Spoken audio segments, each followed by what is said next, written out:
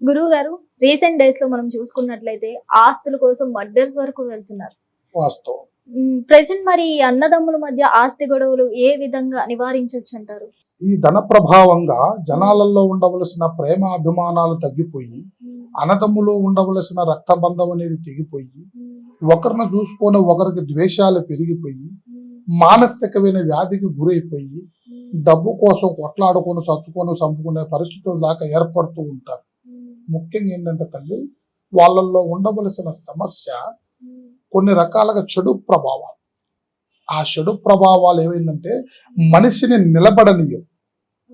ఒక దగ్గర స్థానికంగా ఇంతకు ముందు మనిషి చిన్నప్పటి నుంచి అన్నదమ్ములతోని హ్యాపీగా జీవితాన్ని, కుటుంబాన్ని అన్ని రకాలుగా నడవడి చేసుకుంటూ పోయిన జన్మ తీరా ఒక సమయం వచ్చి ఆస్తుల కాడికి రాగానే జ్ఞానశక్తి మనిషికి దూరం అయిపోతుంటది అన్నమాట.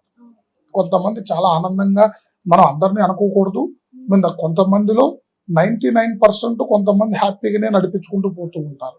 దాంట్లో కొంత శాతం మందే వాళ్ళు ఎందువల్ల అలాంటి ఇబ్బందులు జరుగుతూ ఉంటాయి అని అంటే దానికి గల కారణాలు కొన్ని ఉంటాయి.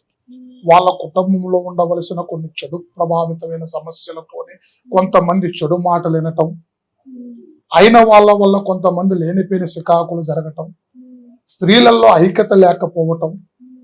ఆ ఐక్యతా భావాలు ఎందువల్ల తెగిపోతాయి? ఒకరినొకరిని చూడొచ్చి ఇంతకు ముందు దాకా కలిసి బ్రతికిన జన్మలు సడన్ గా ఎందుకు మారిపోతాయి?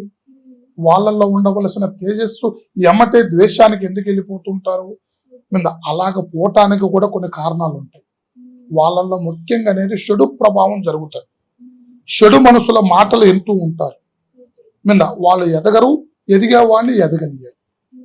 బ్రతికేవాడిని ప్రశాంతంగా బ్రతకనీయకోకుండా కొంతమంది ఆ కుటుంబం మీద చూపుతో కొన్ని రకాలుగా ఇబ్బందులు చేసి వాళ్ళంట్లో చికాకులు పెట్టి ఆస్తులు తగాదాల దాకొచ్చి కొట్టుకొని చంపుకొని స్థితిగాడికి వచ్చేస్తారు. అది ఎందువల్లంటే వాళ్ళకి అప్పుడు దాకా లేని కర్మ సడన్ గా వాళ్ళ నెత్తి మీద అకాల బంధన కర్మలు కొన్ని కూర్చొని, అకాలం అంటే ఏంటి? సడన్ గా వచ్చే కర్మలు కొన్ని చెడు మాటలు, చెడు ప్రభావాల వల్ల మనుషుల మీద కర్మలు కూర్చొని అన్నం పెట్టిన సేనే నరక తినే కాడికి వస్తారు. అలాంటి కర్మల వల్ల చాలా మంది బాధలు పడుతూ ఉంటారు. ముఖ్యంగా వాళ్ళు తెలుసుకోవలసిన విషయం ఏంటంటే అలాంటి సమస్యలతో కూడుకొని ఇబ్బందులు పడుతూ వాళ్ళు సరి చేసుకోవాలన్న ఆలోచనల ముందు ఉండవలసిన వాళ్ళు, వాళ్ళకి మనసుల మాటలను బట్టి ఇబ్బందులు జరుగుతున్నాయా, వాళ్ళు ఏదైనా చెడు ప్రభావం వల్ల బీభత్సంగా తయారవుతున్నారా, మనుషులకు ఒకరికొకరికి ఎందుకు సుతుండట్లేదా అనేది మనం గ్రహించి వాళ్ళని వశబంధన చేసుకోవాలి.